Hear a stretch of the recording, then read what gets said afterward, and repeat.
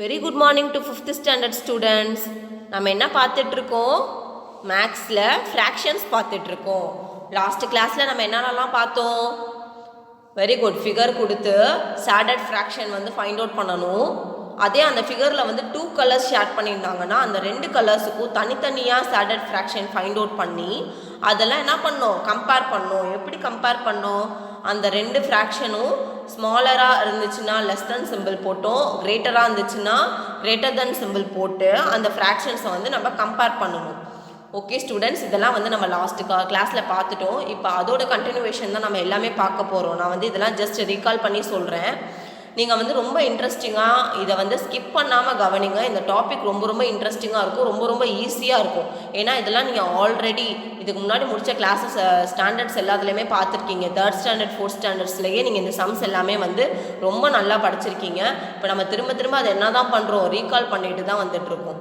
Okay students, நம்ம class start பண்ணுறதுக்கு முன்னாடி ஒரு ஸ்மால் இன்ஃபர்மேஷன் பார்க்கலாம். யாரை பற்றி பார்க்க போகிறோம் அப்படின்னா, இந்தியாவின் முதல் பெண் டாக்டர் முத்துலட்சுமி ரெட்டி அவங்கள பற்றி தான் நம்ம இன்றைக்கி பார்க்க போகிறோம். நம்ம கவர்மெண்ட் ஹாஸ்பிட்டல்ஸ்லலாம் குழந்தை பிறந்துச்சு அப்படின்னா என்ன செய்வாங்க? அந்த குழந்தையுடைய அம்மாவுக்கு முத்துலட்சுமி ரெட்டி அவங்களுடைய மகப்பேறு நிதி உதவி திட்டம், அந்த திட்டத்து மூலியமாக 18,000 ரூபாய் கொடுப்பாங்க. 18,000 rupees நிதி உதவியாக கொடுப்பாங்க. இவங்களுடைய பேரில் தான் அந்த நிதி உதவியை இப்போ வரைக்கும் கொடுத்துட்ருக்காங்க. ஓகே, அந்த அளவுக்கு இவங்க என்னென்ன சாதனைகள்லாம் செஞ்சுருக்காங்க அப்படின்னு சொல்லி பார்க்கலாம். இந்த முத்துலட்சுமி ரெட்டி அவங்க புதுக்கோட்டை மாவட்டத்தில் 1886ஆம் ஆண்டு ஜூலை 30ஆம் தேதி பிறந்தாங்க. புதுக்கோட்டையில் அவங்க ஸ்கூல்ஸ் படித்ததெல்லாம் எப்படின்னா திண்ணைப்பள்ளின்னு சொல்லுவாங்க. திண்ணைப்பள்ளினா என்னப்பா, நீங்கள் பழைய காலத்து படத்தெல்லாம் பார்க்குறப்ப இல்லை உங்கள் வீட்டில் தாத்தா பாட்டிலாம் சொல்லி கேள்விப்பட்டிருப்பீங்க. ஸ்கூல்ஸ்லாம் கிடையாது, திண்ணையோரமாக உட்கார வச்சு லெசன் எடுப்பாங்க. அந்த மாதிரி தான் படித்தாங்க. அப்புறம் புதுக்கோட்டை மன்னர் கல்லூரியில் சேர்ந்து படித்தாங்க. புதுக்கோட்டை மன்னர் கல்லூரியில் தான் அவங்க என்ன பண்ணாங்க? காலேஜ் படித்தாங்க. அவங்களுடைய தாயார் பேர் என்னென்னா சந்திரம்மாள் அப்படிதான். அதுதான் அவங்களுடைய தாயாருடைய பெயர். அவங்க நோயால் ரொம்பவே சிரமப்பட்டு வந்துட்டு இருந்தாங்க. அப்போது இந்த முத்துலட்சுமி ரெட்டி அவங்களுடைய அம்மாவை பார்த்து ஐயோ நோயால் இவ்வளோ அவஸ்தைப்படுறாங்களே, நம்மளால் எதுவுமே அவங்களுக்கு செய்ய முடியலையே அப்படின்னு யோசிக்கிறப்ப நம்ம அம்மா மட்டும் இல்லை, இந்த மாதிரி எவ்வளவோ பேர் நோயால் அவதிப்பட்டு இருக்காங்க. அவங்களுக்குலாம் என்ன பண்ணணும்? நம்மளால் முடிஞ்ச உதவியை செய்யணும்னு சொல்லி சிறு வயதுலேயே அவங்களுக்கு என்ன ஒரு ஆசை வருமா? டாக்டர் ஆகணும். ஏன் டாக்டர் ஆகணும்? டாக்டர் ஆனால் மட்டும்தான் நோயாளிகளுடைய நோயை குணப்படுத்த முடியுன்றனால டாக்டர் ஆகணும் அப்படின்னு சொல்லி அவங்களுக்கு அப்போவே ஆசையாம். அந்த ஆசையோட காரணமாக என்ன பண்ணாங்களாம்? 1907ஆம் ஆண்டு மருத்துவக் கல்லூரியில் சேர்ந்தாங்களாம். மெடிக்கல் காலேஜில் சேர்ந்தாங்களாம். சேர்ந்து அறுவை சிகிச்சை அப்படின்ற ஒரு பாடத்தில், இந்த சர்ஜரின்னு சொல்லுவோம்ல, அந்த ஒரு சப்ஜெக்டில் என்ன பண்ணாங்களாம்? Gold medal வாங்கினாங்களாம். நிறைய சர்டிஃபிகேட்ஸ் வாங்கினாங்களாம். அப்படி வாங்கியிருக்கனால அவங்க ப்ரொஃபஸர் ஒருத்தர் இருப்பாங்களாம். யாருன்னா கர்னல் ஜிபோர்ட் அப்படின்றவங்க எந்த மாதிரி அப்படின்னா, அவங்களுடைய கிளாஸில் கேர்ள்ஸை அலோவ் பண்ணவே மாட்டாராம். கேர்ள்ஸ் உட்காந்து படிக்கிறதுக்கு அலோவ் பண்ணவே மாட்டாராம். ஏன்னா அந்த காலத்துலலாம் பசங்கன்னா ஒரு மரியாதை, பொண்ணுங்கன்னா இலக்காரமாக நடத்துறது அப்படின்ற வழக்கம்லாம் இருந்தனால கேர்ள்ஸ்லாம் என் கிளாஸ்க்குள்ளே என்ட்ராகவே கூடாது அப்படின்னு சொல்லி சொல்லுவாராம். ஆனால் இவர் இந்த முத்துலட்சுமி ரெட்டி இவங்கள மட்டும் அப்படி சொல்ல முடியல. ஏன்? இவங்க அந்த கோல்டு மெடல் சர்டிஃபிகேட்ஸ்லாம் நிறையா வாங்கி நிறைய சாதனை பண்ணியிருக்கனால இவங்களும் அந்த மாதிரி அவரால் சொல்ல முடியலையா. உடனே இவங்களை என்ன பண்ணாங்களாம்? கிளாஸ்க்குள்ளே அலோவ் பண்ணி நீ உட்காந்து என்ன பண்ண, லெசன் கவனின்னு சொல்லி பர்மிஷன் கொடுத்தாராம். அப்புறம் இவருக்கு ரொம்ப உறுத்த ஆரம்பிச்சிருச்சான். நம்ம பொண்ணுங்களை ரொம்ப இலக்காரமாக நினச்சி நம்ம கிளாஸ்க்குள்ளேயே அனுமதிக்க மாட்டோம். ஆனால் இவங்க என்ன பண்ணியிருக்காங்க? படித்து கோல்டு மெடலே வாங்கியிருக்காங்க. ஸோ நம்ம இவங்க ஒருத்தவங்களை அனுமதித்த மாதிரி எல்லா பெண்களையுமே நம்ம கிளாஸில் உட்கார வச்சு அந்த ஒரு ரெஸ்பெக்ட் கொடுத்து நம்ம லெசன் கவனிக்க பர்மிஷன் கொடுத்தோன்னா பெண்கள் என்ன செய்வாங்க? இன்னும் சாதனை செய்வாங்கன்னு சொல்லி அதுக்கப்புறம் அவர் என்ன மாறிட்டாரா? மனசே மாறிட்டாரா? இன்னுமே என்னோட கிளாஸில் கேர்ள்ஸ் எல்லாமே என்ன பண்ணலாம்? உட்காந்து லெசன் கவனிக்கலான்ற அளவுக்கு. இப்படி போயிட்டு இருக்கப்ப 1912ஆம் ஆண்டு என்ன ஆச்சான்? இந்தியாவின் முதல் பெண் மருத்துவர் அப்படின்ற பட்டம் யாருக்கு கிடைச்சிச்சான்? டாக்டர் முத்துலட்சுமி ரெட்டி அவங்களுக்கு கிடைச்சிச்சான். அப்போ இந்த கர்னல் ஜிபோர்டுக்கு ரொம்ப பெருமையாக நம்மளோட ஸ்டூடெண்ட் என்ன பண்ணிட்டாங்க? இந்தியாவோட ஃபஸ்ட்டு பெண் மருத்துவராக ஆயிட்டாங்க அப்படின்னு சொல்லிட்டு என்ன சொன்னாராம்? சென்னை மருத்துவக் கல்லூரி வரலாற்றில் இது என்ன நாள்? ஒரு பொன்னான நாள். ஏன்? இந்தியாவுடைய ஃபஸ்ட்டு டாக்டர் பட்டம் யாருக்கு கிடைச்சிருக்கு? டாக்டர் முத்துலட்சுமி ரெட்டி அவங்களுக்கு கிடைச்சிருக்கனால இது ஒரு பொன்னான நாள்னு சொன்னாங்களாம். இந்த முத்துலட்சுமி ரெட்டி அவங்க சென்னை எழும்பூர் மருத்துவமனை எக்மோர் ஹாஸ்பிட்டல் சொல்லுவோம்ல, அங்கே தான் ஃபஸ்ட்டு ஜாயின் பண்ணாங்களாம். அங்கே படித்து அங்கே ஜாயின் பண்ணிகிட்டு இருக்கப்ப அவங்க வந்து என்ன பண்ணாங்களாம், லண்டனில் தாய்சை புற்றுநோய் ஆராய்ச்சி படிப்புகள் அனைத்தையுமே படித்தாங்களாம். இவங்களுடைய ரீசர்ச்லாம் எங்கே பண்ணாங்களாம், லண்டனில் பண்ணாங்களாம். அது மட்டும் இல்லாமல் 1926ஆம் ஆண்டு ஃப்ரான்ஸோட கேபிட்டல் எதுப்பா, பாரிஸ். ஃப்ரான்ஸோட தலைநகர் பாரிஸ்லையும் 1933ஆம் ஆண்டு அமெரிக்காவில் சிகாகோ அப்படின்ற ஒரு இடத்துலையும் நடந்த சர்வதேச பெண்கள் மாநாடு. சர்வதேச பெண்கள் மாநாடுனா என்ன, அகில உலக அளவில் பெண்களுக்கான மாநாடு நடக்கும். அதில் இந்தியாவுடைய பிரதிநிதியாக யார் இருந்தாங்கன்னா டாக்டர் முத்துலட்சுமி ரெட்டி அவங்க வந்து இருந்தாங்களாம். அது மட்டும் இல்லாமல் இந்திய மாதர் சங்கத்துடைய முதல் தலைவராக இருந்தாங்களாம். மாதர் சங்கம்னா என்னப்பா, பெண்களுக்கான ஒரு சங்கம். இப்போ பெண்களுக்கு ஏதோ ஒரு அநீதி நடக்குது, மாமியார் கொடுமை, வரதட்சணை கொடுமை, அந்த மாதிரி பெண்களுக்கு எவ்வளவோ கொடுமைகள் வந்து நடக்குது. அதெல்லாம் தட்டி கேட்கறதுக்கு முதன்மையான சங்கம் எதுனா மாதர் சங்கம். அந்த மாதர் சங்கத்துடைய முதல் தலைவராக யார் இருந்தா அப்படின்னா முத்துலட்சுமி ரெட்டி அவங்க வந்து இருந்தாங்களாம். அது மட்டும் இல்லாமல் சென்னை மாநகராட்சியோட முதல் பெண் துணை மேயராகவும் பொறுப்பேற்றுட்டாங்களாம். அதுக்கப்புறம் 1925ஆம் ஆண்டு சட்டசபையுடைய துணை தலைவர் அப்படின்ற பொறுப்பையும் ஏற்றுட்டாங்களாம். சட்டசபையில் துணைத் தலைவராக இருக்கணும்னா அவங்களுடைய பதவி காலம் எவ்வளோப்பா, 5 years, 5 ஆண்டுகள் வந்து அவங்களுடைய ஆட்சி காலம் இருக்கும். அந்த ஆட்சி காலத்தில் இவங்க வந்து நிறைய சட்டங்களை கொண்டு வந்தாங்களாம். இருதார தடை சட்டம், பெண்களுக்கான சொத்துரிமை வழங்கும் சட்டம், பாலிய விவாக தடை சட்டம், அந்த மாதிரி நிறைய சட்டம் வந்து ஏற்றுனாங்களாம்.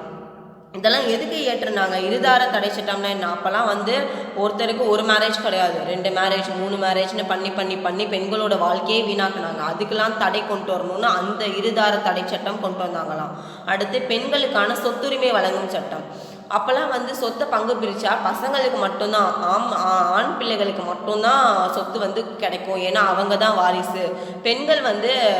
பெண்களுக்கெல்லாம் எந்த சொத்தும் கிடையாதுன்ற மாதிரி இருக்குமா. அதுக்கு தடை கொண்டு வரணும், பெண்களுக்கும் சொத்து வேணும், பெண்களுக்கும் சொத்துரிமை வேணும்னு சொல்லி பெண்களுக்கு சொத்துரிமை வழங்கும் சட்டம் வந்து கொண்டு வந்தாங்களாம். இன்னொன்று பாலிய விவாக தடை சட்டம். பாலிய விவாகம்னா என்னப்பா, பாலியனா என்ன, சிறு வயது குழந்தை திருமணம்னு சொல்லுவாங்களா, அதுதான் பாலிய விவாகம்.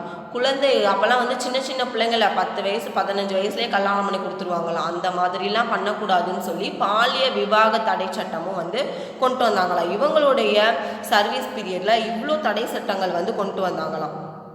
அது மட்டும் இல்லாமல் இவங்களுடைய ஆசை என்ன, ஒரு புற்றுநோய் மருத்துவமனை வந்து திறக்கணும் அப்படின்றது தான் இவங்களுடைய ஆசையாக. அதனுடைய ஆசையோடைய காரணமாக 1952ஆம் ஆண்டு அப்போது இருந்த பிரதமர் யார், நம்மளுடைய ஜவஹர்லால் நேரு அவங்க தான் இருந்தாங்க. அவங்க மூலியமாக அந்த புற்றுநோய் மருத்துவமனைக்கு அடிக்கல் நாட்டினாங்களாம். அடிக்கல் நாட்டி அது கட்டி முடித்து 1954ஆம் ஆண்டு தென்னிந்தியாவுடைய முதல் புற்றுநோய் சிகிச்சை மையம் அப்படின்னு அந்த இடத்துல உருவாச்சான். அது என்னது, தென்னிந்தியாவுடைய முதல் புற்றுநோய் சிகிச்சை மையம். அது தோற்றுவித்த பெருமை யாருக்கு தான் போகும், டாக்டர் முத்துலட்சுமி ரெட்டி அவங்களுக்கு தான் போகும்.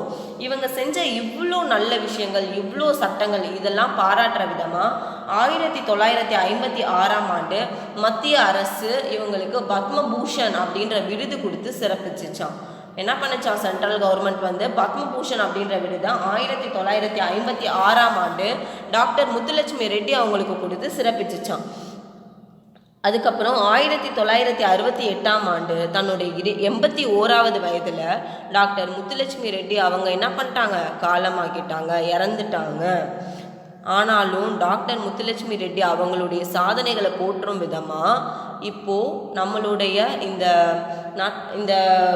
தமிழ்நாட்டில் என்ன பண்ணுறாங்க, டாக்டர் முத்துலட்சுமி மகப்பேறு நிதி உதவி திட்டம் அப்படின்ற ஒரு திட்டம் மூலியமாக குழந்தை பெற்றுக்கிற ஒவ்வொரு தாய்மார்களுக்கும் அரசின் சார்பாக 18,000 ரூபாய் 18,000 rupees வந்து நிதி உதவியாக இப்போ வரைக்கும் வழங்கிட்டு இருக்காங்க.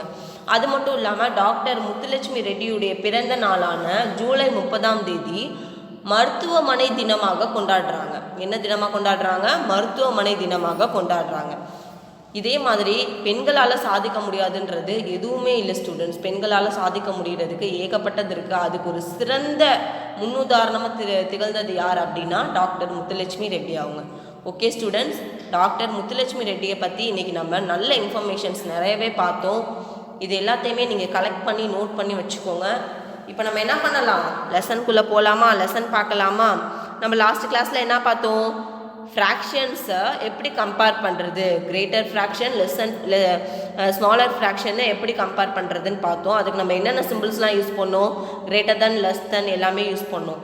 ஸோ இங்கேயும் ப்ராப்ளம் அதே மாதிரி தான் இருக்குது. இங்கே வந்து 2 ஃப்ராக்ஷன் கொடுத்துட்டாங்க. இந்த 2 ஃப்ராக்ஷனை கம்பேர் பண்ணி இந்த பாக்ஸஸில் கிரேட்டர் தென் வருமா, இல்லை லெஸ் தென் வருமா, இல்லை ஈக்குவல் டு வருமா அப்படின்னு சொல்லி தான் நம்ம என்ன பண்ண போகிறோம், பார்க்க போகிறோம். ஃபஸ்ட்டு சம் பாருங்கள், என்ன கொடுத்துருக்காங்க, 2/5 3/5. ஃபஸ்ட்டு நம்ம என்ன செக் பண்ணணும், டினாமினேட்டரை செக் பண்ணணும். டினாமினேட்டரை செக் பண்ணுறப்ப 2 டினாமினேட்டர் எப்படி இருக்குது, சேமாக இருக்கா. ஸோ நம்ம டைரெக்டாக என்ன பண்ணிடலாம், நியூமரேட்டரை செக் பண்ணலாம். நியூமரேட்டரை செக் பண்ணுங்கள். இங்கே 2 இருக்குது, இங்கே 3 இருக்குது. ஸோ என்ன வரும், 2 தானே smaller number. So 2 is less than 3. Next sum பாருங்கள், டினாமினேட்டர் செக் பண்ணுறோம். டினாமினேட்டர் எப்படி இருக்குது, சேமாக இருக்குது. ஸோ நியூமரேட்டர் செக் பண்ணுறோம். நியூமரேட்டர் செக் பண்ணுறப்ப இங்கே 2 இருக்குது, இங்கே 1 இருக்குது. ஸோ என்ன பண்ணலாம், 2 இஸ் கிரேட்டர் தென் 1. அடுத்து பாருங்களேன்ப்பா, அடுத்த சம் என்ன, 3/15 10/30. இந்த 2 நம்பர்ஸ் இருக்கா. ஸோ இந்த 2 நம்பர்ஸை வந்து நம்ம கம்பேர் பண்ணுறப்ப டினாமினேட்டர்ஸ் எப்படிப்பா இருக்குது, டிஃப்ரெண்ட்டாக இருக்குது. டினாமினேட்டர்ஸ் டிஃப்ரெண்ட்டாக இருந்துச்சுன்னா நம்ம ஃபஸ்ட்டு என்ன பண்ணணும், டினாமினேட்டர்ஸை காமனாக கொண்டு வரணும். லாஸ்ட் கிளாஸஸில் டினாமினேட்டர்ஸ் வந்து நம்ம காமனாக கொண்டு வரதுக்கு காமன் மல்டிபிள்ஸ் வந்து கண்டுபிடிப்போம். ஓகேவா, இதே மாதிரி தான் இந்த கிளாஸில் என்ன பண்ணுறோம், காமன் மல்டிபிள்ஸ் வந்து ஃபைண்ட் அவுட் பண்ணணும். அதுக்கு நம்ம ஈஸி மெத்தடாக எதை யூஸ் பண்ணலாம், எல்சிஎம், லீஸ்ட் காமன் மல்டிபிள், அந்த மெத்தட் வந்து நம்ம யூஸ் பண்ணலாம். அதுக்கு நம்ம என்ன பண்ணணும், டினாமினேட்டர்ஸை ஃபஸ்ட்டு சூஸ் பண்ணிக்கோங்க. என்னென்ன இருக்குது, 15 இருக்குது, 30 இருக்குது. ஸோ எல்சிஎம் நீங்கள் லாஸ்ட் ஆல்ரெடி 4th ஸ்டாண்டர்ட்லலாம் கூட எல்சிஎம் வந்து நீங்கள் படிச்சிருப்பீங்க. எப்படி போடணும், இப்படி போட்டு 15 30 இதுக்கு தான் நம்ம என்ன பண்ண போகிறோம், எல்சிஎம் ஃபைண்ட் அவுட் பண்ண போகிறோம். ஸோ ரெண்டுத்தையுமே காமனால நம்ம எதால் டிவைட் பண்ணலான்னு பார்க்குறோம். அப்படி பார்க்குறப்ப ஃபஸ்ட்டு என்ன போடலாம், 5 போடலாமா. 5 போட்டோன்னா 15ல் எத்தனை 5 இருக்குது, 3 5s are 15. 30ல் எத்தனை 5 இருக்குது, 30ல் எத்தனை 5 இருக்குது, very good, 6 5s are 30. Okay, இப்போ நெக்ஸ்ட் என்ன பண்ணலாம், 3ஆல் போட்டோன்னா இங்கே 1 3s are 3, இங்கே 2 3s are 6. நெக்ஸ்ட்டு 2ஆல் போட்டோன்னா என்ன வரும், 1 2s are 2. அவ்வளோதான். ஃபைனல் 1 வர வரைக்கும் நம்ம என்ன பண்ணணும், எல்சிஎம் ஃபைண்ட் அவுட் பண்ணணும். ஸோ இங்கே இருக்குது தெரியுமா, இதெல்லாம் வந்து என்னது, காமன் மல்டிபிள்ஸ். இதை மல்டிபிள் பண்ணுங்கள். 5 3s are 15, 15 2s are 5 3s are 15, 15 2s are என்ன வரும், 30. 30 தான் என்னது, நம்மளோட காமன் மல்டிபிள். ஸோ நம்ம என்ன பண்ணணும், கீழே காமன் மல்டிபிள் தான் கொண்டு வரணும். இங்கே ஆல்ரெடி என்ன இருக்குது, 30 இருக்குது. ஸோ இங்கே தான் நம்ம என்ன பண்ணணும், 30 கொண்டு வரணும். அப்போ 15 எதால் மல்டிபிள் பண்ணாப்பா 30 வரும், வெரி குட், 2ஆல் மல்டிபிள் பண்ணால் 30 வரும். டினாமினேட்டரை எந்த நான் ஜீரோ நம்பரால் மல்டிபிள் பண்ணுறோமோ சேம் அதே நம்பரால் என்ன பண்ணணும், நியூமரேட்டரையும் மல்டிபிள் பண்ணணும். இப்போ மல்டிபிள் பண்ணால் உங்களுக்கு என்ன வரும், 3 2s are 6 divided by 15 2s are 30. Okay, box இருக்கா, இங்கே இருக்கிறது ஆல்ரெடி 30 டினாமினேட்டரில் இருக்கனால அப்படியே எடுத்துக்கோங்க. இப்போ கம்பேர் பண்ணுங்கள், டினாமினேட்டர் ஆஸ் யூஷுவல் சேமாக இருக்குது, நியூமரேட்டர் எப்படி இருக்குது, டிஃப்ரெண்ட்டாக இருக்குது. ஸோ கம்பேர் பண்ணுறப்ப 6 10, 6 which is less than 10. 6 வந்து 10 விட ஸ்மாலர் நம்பர், அதனால் லெஸ் தென் போடணும். அதே மாதிரி இந்த சம் பாருங்கப்பா, இதுக்கும் எப்படி இருக்கு, டினாமினேட்டர்ஸ் டிஃப்ரெண்ட்டாக இருக்கா. அப்போ நம்ம என்ன பண்ணணும், எல்சிஎம் ஃபைண்ட் அவுட் பண்ணணும். 8 7 ரெண்டுத்துக்கும் எல்சிஎம் ஃபைண்ட் அவுட் பண்ணோம் அப்படின்னா ரெண்டுத்துக்குமே காமன் மல்டிபிள் எதுவுமே கிடையாது. ஸோ டைரெக்டாக என்ன பண்ணிடலாம், ரெண்டுத்தையுமே மல்டிபிள் பண்ணிடலாம். 8 7s are எவ்வளோப்பா, 8 7s are எவ்வளோப்பா, 56. So 8 7s are 56. இதுதான் வந்து என்னது, நம்மளோட காமன் மல்டிபிள். ஸோ ஃபஸ்ட்டு இங்கே 56 கொண்டு வரணும், அப்புறம் இங்கே 56 கொண்டு வரணும். இங்கே 56 கொண்டு வரணும்னா என்னப்பா பண்ணணும், நியூமரேட்டர் அண்ட் டினாமினேட்டர் ரெண்டுத்தையுமே என்ன பண்ணணும், 7ஆல் மல்டிபிள் பண்ணணும். ஏன்னா 8 7ஆல் மல்டிபிள் பண்ணுறப்ப தானே 56 வந்திருக்கு. ஸோ 7ஆல் மல்டிபிள் பண்ணணும். நெக்ஸ்ட் இங்கே பாருங்கள், இங்கே 3/7 இருக்கா. ஸோ இங்கே 56 கொண்டு வரணும்னா என்ன பண்ணணும், 7ஐ 8ஆல் மல்டிபிள் பண்ணணும். டினாமினேட்டரை மட்டும் இல்லை, போத் நியூமரேட்டர் அண்ட் டினாமினேட்டர் ரெண்டுத்தையுமே நம்ம என்ன பண்ணணும், 8ஆல் மல்டிபிள் பண்ணணும். இப்போ மல்டிபிள் பண்ணுங்கள். 3 7s are எவ்வளோ, 1 7s are 7, 2 7s are 14, 3 7s are 21. Divided by 8 7s are என்னப்பா, 56. ஓகே, அதே மாதிரி இங்கே பாருங்கள், 3 8s are 1 8s are 8, 2 8s are 16, 3 8s are 24. Divided by 7 8s are எவ்வளோப்பா? இங்கே பாருங்கள் 7 8s ஆர் 56. ஓகே, அப்போ நம்மளுக்கு என்ன ஆயிடுச்சு? டினாமினேட்டர்ஸ் வந்து ஈக்குவலாக வந்துருச்சு. ஸோ நம்ம இப்போ என்ன கம்பேர் பண்ணணும்? நியூமரேட்டர்ஸை கம்பேர் பண்ணணும். ஸோ 21 24 ரெண்டுத்தையும் நம்ம கம்பேர் பண்ணுறப்ப என்ன சிம்பிள் யூஸ் பண்ணலாம்? Very good, 21 which is less than 24. 21 is less than 24. Very good. இப்போ இது ரொம்ப ஈஸியாக இருக்குல்ல எல்சிஎம் ஃபைண்ட் அவுட் பண்ணுறது. காமன் மல்டிபிள்ஸ் வந்து லாஸ்ட் கிளாஸில் வந்து நம்ம ஃபுல்லாகவே ஃபைண்ட் அவுட் பண்ணோம். இந்த மாதிரி சிம்பிள்ஸ் வந்து சூட்டபிள் சிம்பிள்ஸ் வந்து நம்மளுக்கு கேட்டாங்கன்னா நம்ம என்ன பண்ணலாம்? எல்சிஎம் ஃபைண்ட் அவுட் பண்ணலாம். ஃபைண்ட் அவுட் பண்ணி டினாமினேட்டர்ஸை ஈக்குவலாக கொண்டு வந்துட்டு நியூமரேட்டர்ஸை நம்ம செக் பண்ணி என்ன பண்ணலாம்? சிம்பிள்ஸ் போடலாம்.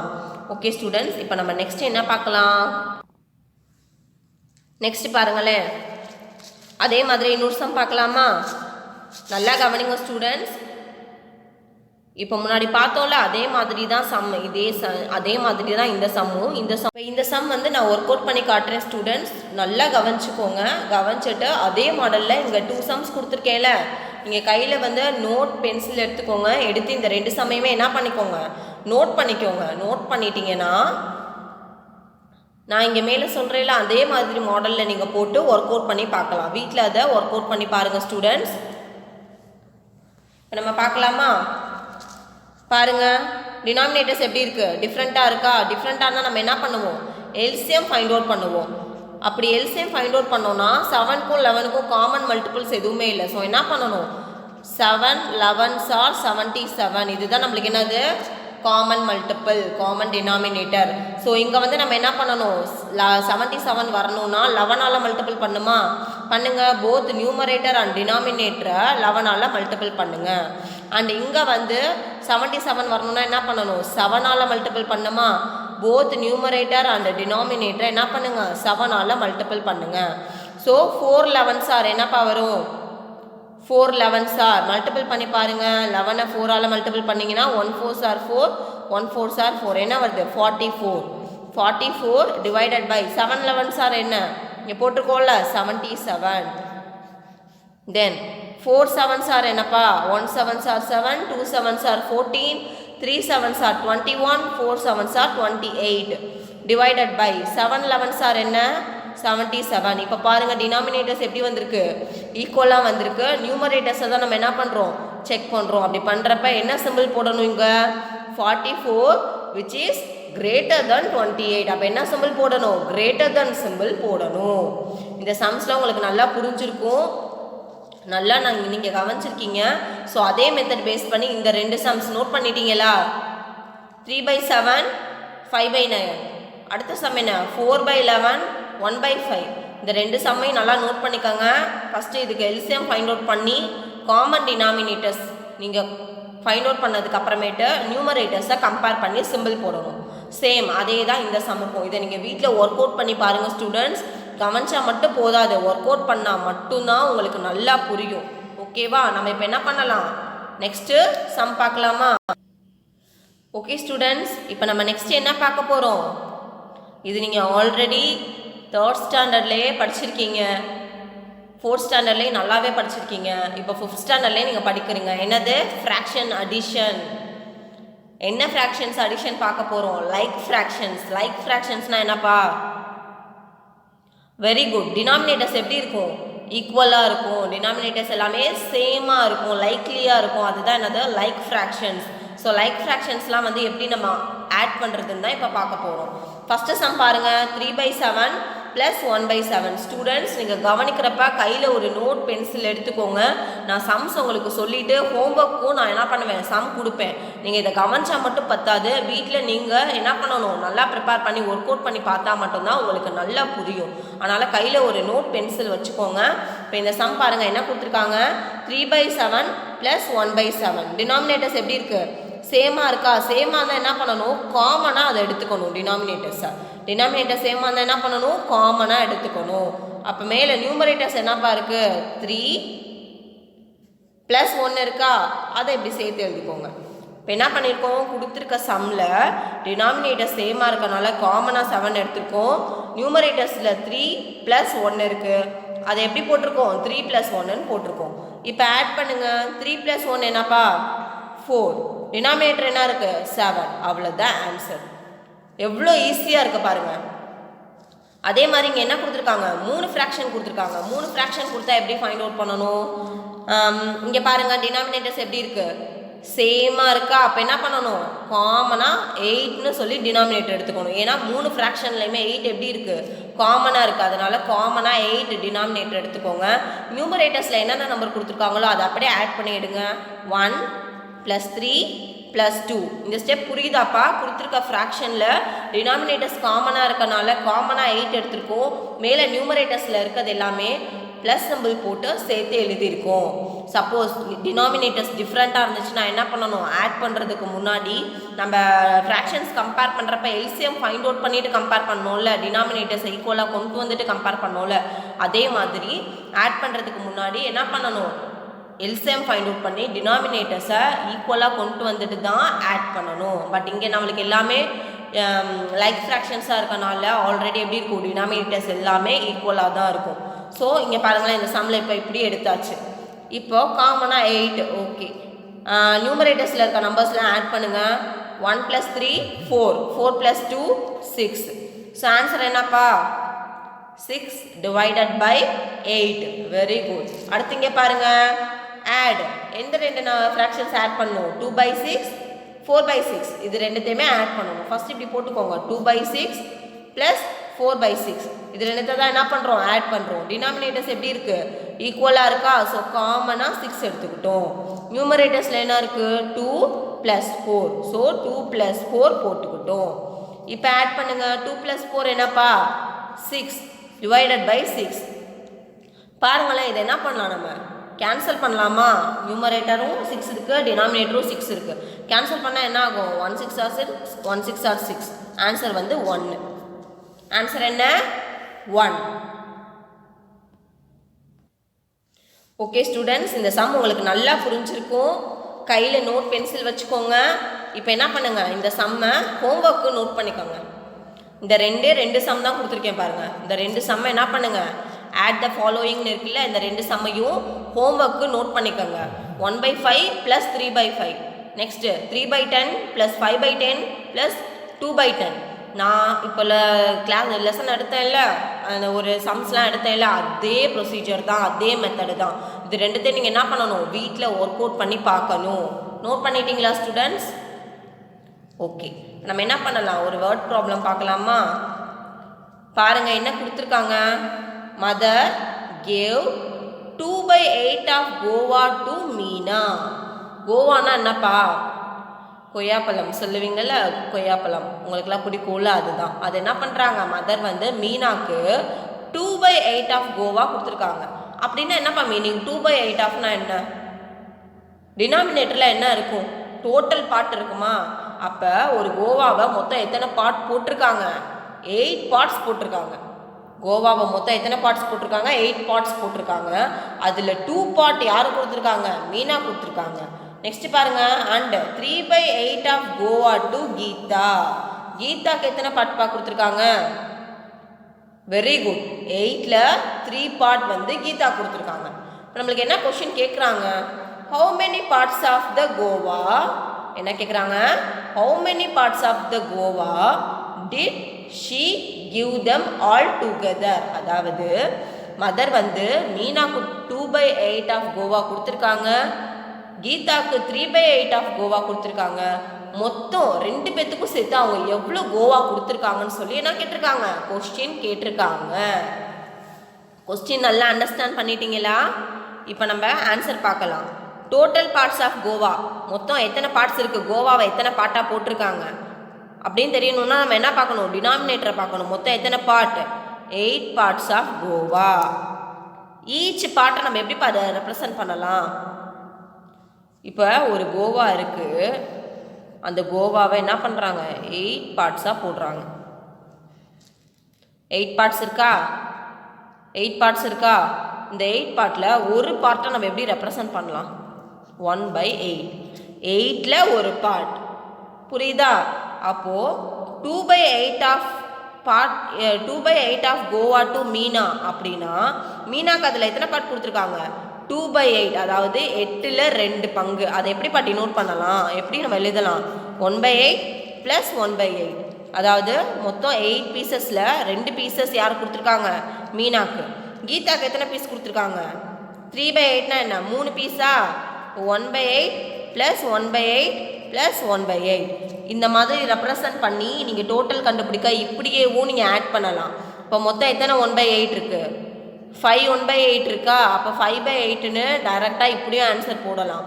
அப்படி இல்லை அப்படின்னா total parts of guava did she give them all together, 2 பேத்துக்கும் சேர்த்து எவ்வளோ கோவா கொடுத்துருக்காங்க அப்படின்னா, ஃபஸ்ட்டு மீனாக்கு எத்தனை பார்ட்பா கொடுத்துருக்காங்க, 2/8 கொடுத்துருக்காங்க.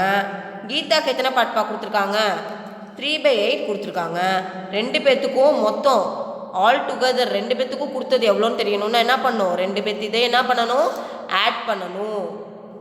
அப்போ டினாமினேட்டர் சேமாக இருந்தால் என்ன பண்ணுவோம், காமனாக 8 எடுத்துக்குவோமா, நியூமரேட்டர்ஸை மேலே ஆட் பண்ணுங்கள், 2 + 3 நார்மல். இப்போ நம்ம லைக் ஃப்ராக்ஷன் அடிஷன் பார்த்தோம்ல, அதே மாதிரி தான்.